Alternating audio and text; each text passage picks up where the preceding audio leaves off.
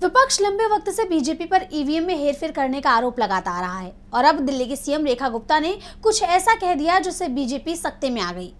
CM Rekha Gupta ने एक interview में कहा कि ये काम 70 साल से वो लोग कर रहे हैं, अब हमने हैक कर ली तो बुरा लग गया।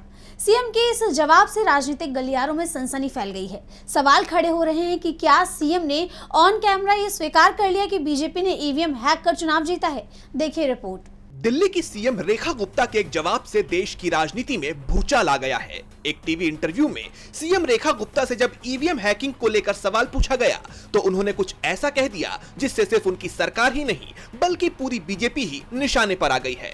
दरअसल एक पत्रकार ने उनसे पूछा कि विपक्ष आरोप लगाता है कि बीजेपी चोरी करके चुनाव जीतती है। इस पर रेखा गुप्ता ने कहा कि जब आप लोग 70 साल से कर रहे थे तो कुछ नहीं, हमने ईवीएम हैक कर ली तो बुरा लग गया।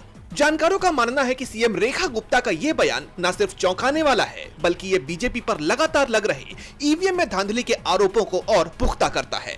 विपक्ष लंबे वक्त से लोकसभा चुनाव के नतीजों से लेकर तमाम विधानसभा चुनाव में बीजेपी पर चुनाव में हेराफेरी करने का आरोप लगाता आ रहा है और अब रेखा गुप्ता के इस जवाब ने बीजेपी को सख्ते में डाल दिया है। सीएम का ये कहना कि हमने ईवीएम हैक कर ली तो बुरा लग गया, ये सवाल खड़े करता है कि क्या उन्होंने सीधे तौर पर ऑन कैमरा ये स्वीकार कर लिया है कि बीजेपी ईवीएम हैक करके चुनाव जीतती है। फिलहाल इस पर बीजेपी की तरफ से कोई आधिकारिक जवाब सामने नहीं आया है, लेकिन ये बात तय मानी जा रही है कि सीएम के इस जवाब से पूरी की पूरी बीजेपी बुरी तरह से फंस गई है। डीबी लाइव दिल्ली की रिपोर्ट।